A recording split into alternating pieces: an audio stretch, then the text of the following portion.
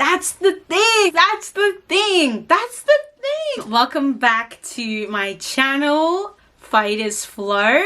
So for today's video, I wanted to talk about navigating social media and your well-being. I really wanted to sit down and have like a conversation about sort of my journey with it. I really had to backtrack with this and be like, what was like my first kinds of like interactions with like being online, and like what was I doing? MSN was like, I think the first one I had when I was like a child, and then there was Bebo. I remember Bebo, MySpace. I think Facebook sort of like shot through, Instagram, and then yeah, I think TikTok sort of like grown. Like I really like as a kid, especially, you know, going on to like MSN and stuff, and like, you know, those sort of like chat rooms that everyone had, and I really used a lot of that as an escape. I felt like they like created like this profile, this space for me to sort of like be whoever I wanted to be and like sort of distract myself from like my life. And it's like so wild to say that because I'm like a child, like I'm in primary school, like, but the truth is like when it comes to like your self-esteem and your world, like your social environment like plays such a massive part. And I felt like for me, I had a lot going on. I really did. And I really struggled to accept that I was, you know, growing up like in a massive family. I felt really like overwhelmed. I struggled to grow up poor. I struggled to be able to communicate, to feel supported emotionally, because we didn't really talk about emotions when we were kids. I was comparing myself a lot to the kids around me, and I felt like when I could go online, I could sort of like reinvent myself, almost like a divorce like from myself and like the version of myself that I wish that I was, or the version of myself that I wish that I could be. Like kids that like I didn't even like talk to in real life, that I felt like I could actually be friends with online.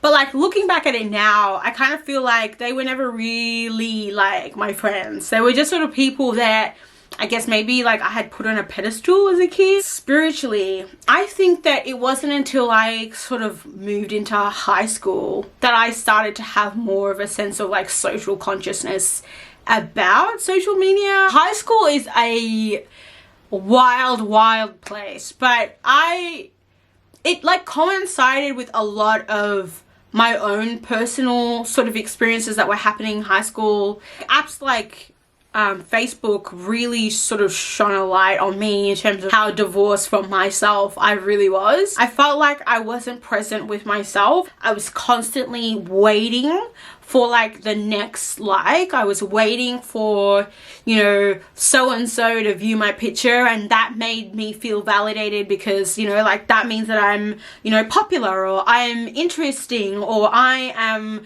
you know, someone that's like worth having like all these people like look at me and like me, and like, and it would like translate into this thing of I matter, which I felt like as a teenager was really toxic. So I remember just being like, damn, I don't feel present.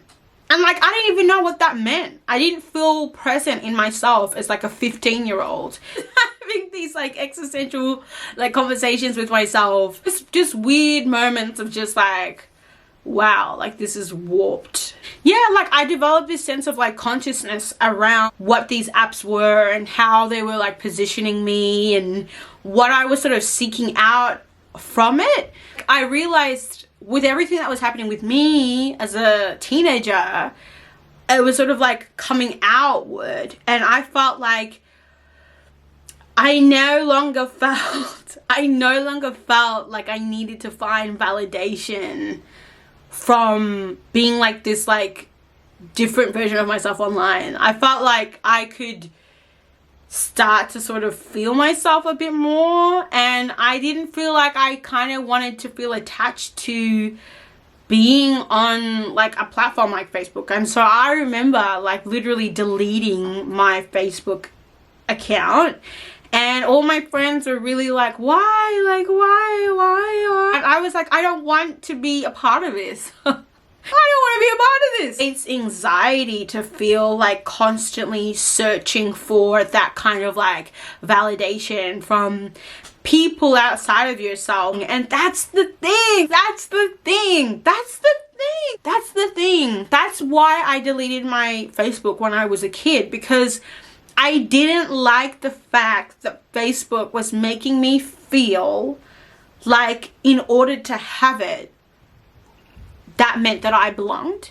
As a teenager, you're so hyper conscious about the need to be a part of everything, you know, FOMO. I don't want to feel so insecure about where I fit in and where I belong. I was like, you know, if you're my friend, you're my friend. You know what I mean? I don't have to have Facebook for you to be my friend. And so when I decided that I wanted to no longer be on Facebook when I was literally 15, I had friendship groups collapse all around me. And it was like really, really crap, because I experienced a lot of like really shitty behavior from people that I thought were friends of mine who were not friends of mine.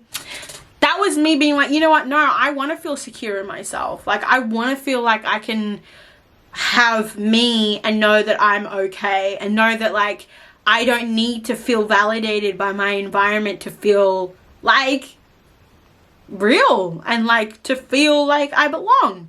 And so that was like my attempt as like a 15-year-old to be like, no, like I'm resisting this conformity, and I am going to love me, and I am going to feel grounded in my body, in my truth, in my reality. This like was a really like transformative time for me, like as a young person. Yeah, like I never essentially felt the same after that. And so when I like reactivated my account like in uni, I never even used Facebook. I just sort of like used the messenger. COVID happened, and then it was just like a whole thing about like, what is real? Like, what do I feel? The friendships that I've had have changed. And so how I choose to like keep the relationship with using these apps change as well. And I just was like, you know what? I don't think I'm feeling it. I ended up just like, yeah, deactivating the whole thing and just sort of like moving to Instagram. I felt like I was more engaged in Instagram in a way that made me feel like I could have control over what I would consume, who I would be engaging with, and I don't know, also a space where I could feel more inspired by the content that I was seeing and the people that I could engage with. When I think about Instagram, I feel like I have the ability to be able to find spaces that really represent me in a way that feels authentic, in a way that feels real. And I feel like that was something that I was always missing growing up. Like I never felt like I could see people that look like me, young queer black African kids, and just like be like, yeah, okay, I resonate with that. When I reflect on COVID, I think about how there's a lot of like leniency when you're not going through like a global crisis to be able to like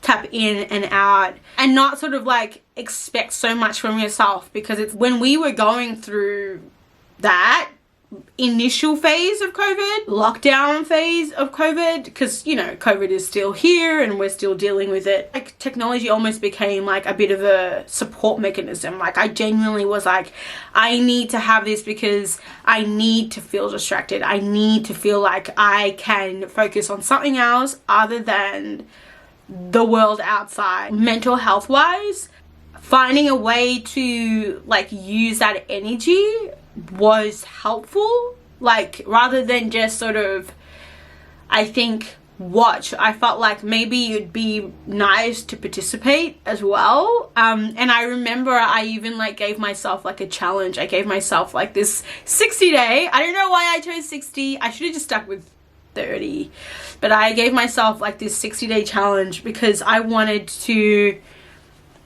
find a way to use the energy that I had to talk about mental health in a way that I felt like was going to be productive for me, but also just like creative and enjoyable and intentional. And it's helped me kind of figure out, you know, why I want to be online and sort of like what it brings to me, like what kind of fulfillment you know, it brings to me. Now I'm 26 years old and I feel grown. I can now have boundaries with it. Like I can now know how to have healthy engagement. Like even like with YouTube, like I find that like having to create videos content creation is work,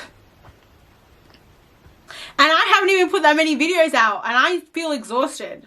I don't want to have my camera out like the whole time, you know. It's choosing when I feel like is the right moment, remembering to stay present in what I'm engaging with, and like feeling like I can actually experience something rather than just be like, okay, I'm here and I'm recording and that's it, and like we're out, you know what I mean? There are photos that I'll put on my Instagrams and I delete because I'm like, I don't care. Like I'm like, you know, like I don't want to take this seriously in terms of like putting so much pressure on yourself to have to do this like that. Sorry, I had to do like a whole lighting change there. The sun came straight through.